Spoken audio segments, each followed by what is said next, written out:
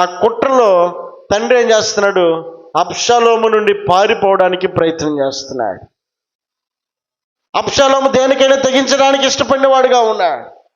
తండ్రి ఏమో మమకారంతో కుమారుని ఎదుర్కొని కుమారునితో పోట్లాడడం అతనికి ఇష్టం లేక, ఎవరైనా చూసినా కూడా ఏమనుకుంటారు అన్నటువంటి సిగ్గుతోటి ఇప్పుడు తండ్రి ఏం చేస్తాడు? కుమారుడితో ఎదురాడడానికి ఇష్టపడక, కుమారుడేమో రాజ్యాన్ని స్వతంత్రించుకోవాలని ప్రజలందరినీ తన వైపు తిప్పుకొని కుమారుడు ప్రయత్నం చేస్తుంటే, తండ్రి ఏమో సిగ్గుకు తల ఉంచి పారిపోవడానికి ఇష్టపడి అతడు యోధ అరణ్యమునకు వెళ్ళిపోయిన వాడిగా ఉన్నాడు. దేవునికి స్తోత్రం చెల్లిద్దాం. హల్లెలూయా. ఇలాంటి పరిస్థితి తన యొక్క జీవితంలో మింగుడు పడినటువంటి పరిస్థితి. ఎవరికైనా చెప్పుకుందామా? కుమారుడే శత్రువు అయ్యాడు. అది ఎవరికి చెప్పుకునే పరిస్థితి కాదు. ఇదిగో దూరపు వ్యక్తి అయినటువంటి సౌలే తరిమితేనే మనుషుల సహాయం కోరు కనుక దేవుని సహాయం కోరుకున్నాడు. ఇంట్లో వ్యక్తి శత్రువు అయితే ఇంకెవరికి చెప్పుకోగలడు? ఇప్పుడు ఏం చేస్తున్నాడు తెలుసా? దేవునికి మొరపెట్టడానికి ఇష్టపడుతూ రాసినటువంటి కీర్తన 28వ కీర్తన చదువుదాం మాట. మొట్టమొదటి వచనం, యెహోవా నేను నీకు మొర్ర పెట్టుచున్నాను. చాలండి, నేను నీకు మొర్ర పెట్టుచు ఉన్నాను. అంటే దావీదుకున్నటువంటి ఆలోచన శ్రమలో కానివ్వండి, కష్టంలో కానివ్వండి, అది శత్రువే కానివ్వండి, కన్నీటే కానివ్వండి, లేదా బాధే కానివ్వండి, అనారోగ్యమే కానివ్వండి, ఎలాంటి పరిస్థితి తన జీవితంలో వచ్చినా మొట్టమొదటిగా దావీదు చేసే పని, దావీదు దేవునికి మొర్రపెట్టే స్వభావం. సమస్య కళ్ళ ముందు కనబడుతుంది, తన ఆలోచనలు ఎక్కడున్నాయో తెలుసా? దేవుని వైపు చూస్తూ ఉన్నాడు, దేవునికి మొర్ర పెడతా ఉన్నాడు, దేవుని మీద ఆధారపడడానికి ఇష్టపడిన వాడుగా ఉన్నాడు. ప్రార్థన తన జీవితంలో ఫలితాన్ని ఇస్తుందని ఆశించినటువంటి దావీదు ప్రార్థించడానికి పూనుకున్నవాడిగా ఉన్నాడు. చాలాసార్లు మన జీవితంలో కూడా పరిస్థితుల యొక్క ప్రతికూలత ఎదురైనప్పుడు మనము మనుషులకు చెప్పడానికి ప్రయత్నాలు చేస్తూ ఉంటాం. మొట్టమొదటిగా దావీదు చేసిన పని దేవునికి మొరపెట్టడం ప్రారంభించాడు. దేవునితో ప్రారంభించినటువంటి ఆ ప్రార్థన కొనసాగిస్తూ ఉన్నాడు. ఒకనాటి ప్రార్థన కాదు అది, చాలా రోజుల నుంచి ప్రార్థన చేస్తున్నాడు ఆ సమస్య కొరకు. అదే సమస్య కొరకు చాలా దినాల నుండి ఎదురు చూస్తున్నాడు, జవాబు కొరకు ప్రార్థిస్తూ ఉన్నాడు. దావీదుకు తెలిసినటువంటి సత్యం ఏంటంటే, తనకు నిజముగా మొర్రపెట్టే వారికి ఆయన సమీపముగా ఉంటాడు అన్న సత్యాన్ని తెలుసుకున్నటువంటి దావీదు దేవునికి మొర్రపెట్టడానికి ఇష్టపడతా ఉన్నాడు. ప్రార్థన తన జీవితంలో పరిస్థితులను మారుస్తుందని ఎరిగినటువంటి దావీదు దేవునికి మొర్రపెట్టడానికి ఇష్టపడతా ఉన్నాడు. నీ జీవితంలో, నా జీవితంలో, ప్రతి ఒక్కరి జీవితంలో ప్రతికూల పరిస్థితులు ఎదురైనప్పుడు, అది సమస్యలే కావచ్చు, అనారోగ్యమే కావచ్చు, ఇబ్బందులే కావచ్చు, ఎలాంటి పరిస్థితులు ఎదురైనప్పటికీ మనకున్నటువంటి ఒకే ఒక్క ఆధారము ప్రార్థన అయి ఉండాలి అని దావీదు మనకు నేర్పుతా ఉన్నాడు.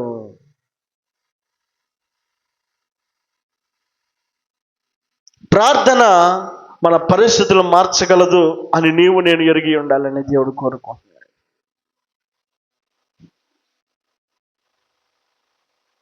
కనుక ఆ ప్రార్థన ప్రారంభించినటువంటి దావీదు ఒకనాటి ప్రార్థన అయితే కాదండి, ఎన్నో దినాల నుండి ప్రార్థన చేస్తున్నాడు. ఎలా తెలుసు అని అంటే, క్రింద ఏమంటాడు తెలుసా? నా ఆశ్రయ దుర్గమా, మౌనముగా ఉండక నా మనవి ఆలకింపము. నువ్వు మౌనముగా ఉండిన యెడల నేను సమాధిలోనికి మౌనముగా ఉండక చూశాడు చూశాడు చూశాడు ప్రార్థన చేస్తున్నాడు. దినాలు గడుస్తూ ఉన్నాయి, ప్రార్థన చేస్తున్నాడు. నెలలు గడుస్తూ ఉన్నాయి, ప్రార్థన చేస్తున్నాడు. సంవత్సరాలు గడుస్తూ ఉన్నాయి. దేవా, ఇక నన్ను పట్టించుకోవా? నేను ప్రార్థన చేస్తూ ఉన్నాను, ఫలితాన్ని చూడలేకపోతా ఉన్నాను. నేను ప్రార్థన చేస్తూ ఉన్నాను, నా యొక్క పరిస్థితులు ఇంకా మారడం లేదు అని ఒకవేళ అతడు కలత చెంది ఉండొచ్చేమో. దేవా, నువ్వు మాత్రం మౌనంగా ఉండద్దయ్యా. నువ్వు మౌనంగా ఉంటే నేను సమాధిలోనికి దిగిన వాని వలె అయిపోతా. అంటే దేవునితో దావీదు మాట్లాడుతున్నాడు, దేవుడు దావీదుతో మాట్లాడలేదనేటువంటి బాధ దావీదు జీవితంలో. ఓ దేవుడు గనక దావీదుతో మాట్లాడకపోతే దావీదు యొక్క స్థితి ఎలాంటిది అని గమనిస్తున్నాడు తెలుసా? నేను సమాధిలోనికి దిగిపోయిన వాని వల్ల అవుతున్నానయ్యా. సమాధిలోకి ఎవరు దిగుతారు? చనిపోయిన వారు. వారికి మన మాటలు వినబడతాయా? లేకపోతే ఆ వ్యక్తి మనతో మాట్లాడగలుగుతాడా? ఇప్పుడు దావీదు ఏం కోరుకున్నాడు తెలుసా? నువ్వు మాట్లాడితే నేను బ్రతుకుతానయ్యా, నువ్వు మాట్లాడితే నాకు జీవం వస్తుంది, నువ్వు మాట్లాడితే నా పరిస్థితులు మారుతాయి, నువ్వు మాట్లాడితే నా స్థితిగతులు మారుతాయి అని దావీదు కోరుకుంటున్నాడు. నేను మాట్లాడుతున్నాడు దినాల బడి, నెలల బడి, సంవత్సరాల బట్టి. నీవు మాట్లాడు నాయనా అని చెప్పని కోరుకుంటాడు. నువ్వు మౌనంగా ఉంటే నేను చనిపోయిన వానిగా ఆలోచన చేసుకున్నా. నాతో ఎవరున్నారు మాట్లాడడానికి? నీవు తప్ప. నాకు ఈ లోకంలో ఏది అక్కర్లేదని నిన్నే నమ్ముకొని నేను నీ వైపు చూస్తా ఉన్నాను. ఇంక నువ్వు మాట్లాడకపోతే నాతో ఎవరు మాట్లాడతారు? మనుషులను ఆధారం చేసుకుని నీ వైపు చూస్తలేను కదా, నేను నిన్నే ఆధారం చేసుకుని నీ వైపు చూస్తా ఉన్నాను. నిన్నే ఆధారం చేసుకుని నీకు మొరపెడతా ఉన్నాను. నాకు మొరపెట్టము, నేను నీకు ఉత్తరం ఇస్తానని సెలవిచ్చావు. నిజముగా మొరపెట్టు వానికి సమీపముగా ఉంటానన్నావు. కనుక నీవు నాతో మాట్లాడు అని అంటున్నాడు. దేవుని యొక్క మాట కోసం దావీదు ఎదురు చూస్తున్నాడు. దేవుని యొక్క మాట మన జీవితాల్లో పరిస్థితులను మారుస్తుంది. కీర్తన భాగంలో ఒక మాట ఉంది, చదువుదాం. 119వ కీర్తన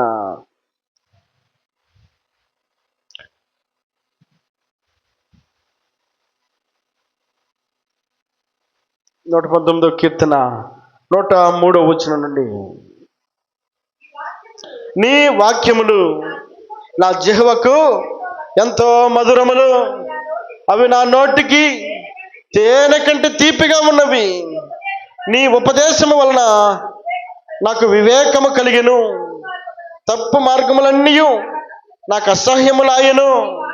నీ వాక్యము నా పాదములకు దీపము, నా త్రోవకు వెలుగునై ఉన్నది.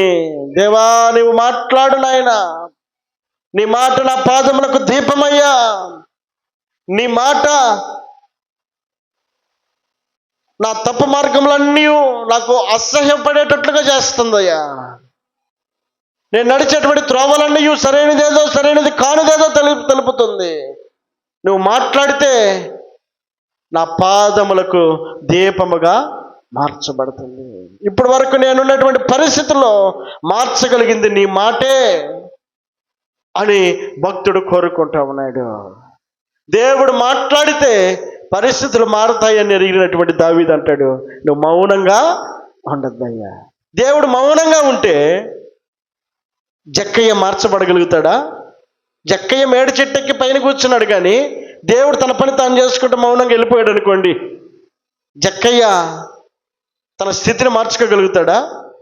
ఇప్పుడు దేవుడు ఏమంటున్నాడు? యేసు ప్రభువుల వారు వెళ్తే ఏమంటున్నాడు? పైకెత్తి కన్నులెత్తి చూసి, జక్కయ్య నువ్వు కిందకి దిగిరమ్ము, నేడు నేను నీ ఇంట ఉండవలసింది. ఆయన మాట్లాడాడు, జక్కయ్య యొక్క స్థితిగతులు మారిపోయినాయి. ఆయన మాట్లాడితే పరిస్థితులు మార్పు కనబడుతుంది. అందుకే దావీదు అంటాడు, దేవా నీవు మౌనంగా ఉండద్దయ్యా, నువ్వు మాట్లాడు. ఆయన మాట్లాడకపోతే కానా వివాహంలో నీటిని ద్రాక్షరసముగా మార్చబడతాయా? ఆయన ఏమంటాడు? తల్లి ఏమంటుంది? అయ్యా ద్రాక్షరసం అయిపోతా ఉందనంటే, అమ్మా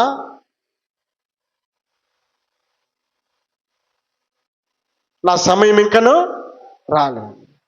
7వ వచనంలో ఏమంటాడు తెలుసా?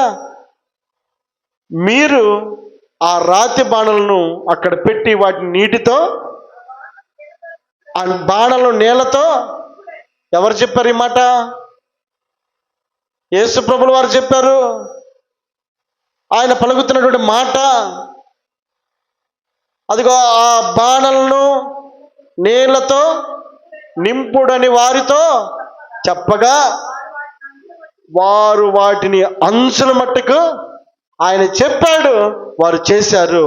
ఆయన మాట అక్కడ ఉన్నటువంటి కానా వివాహంలో ఆ నీటిని ద్రాక్షరసముగా మారిపోయింది.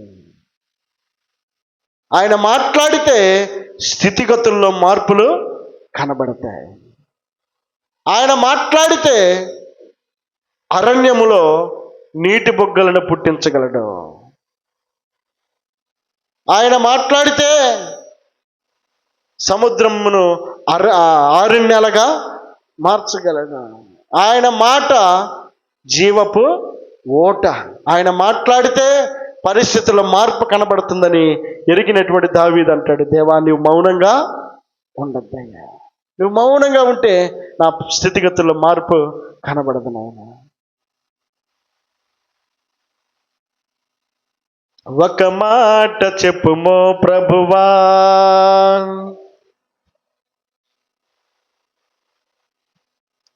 నీ మాటలో బలము, నీ మాటలో ఒక మాట చెప్పుమో ప్రభువా,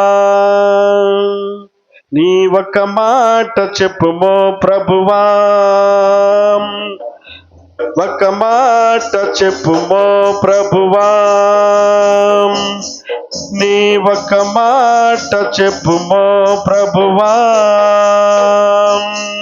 నీ మాటలో బలము, నీ మాటలో మధురం, నీ మాటలో బలము, నీ మాటలో మధురం, ఒక మాట చెప్పుమో ప్రభువా,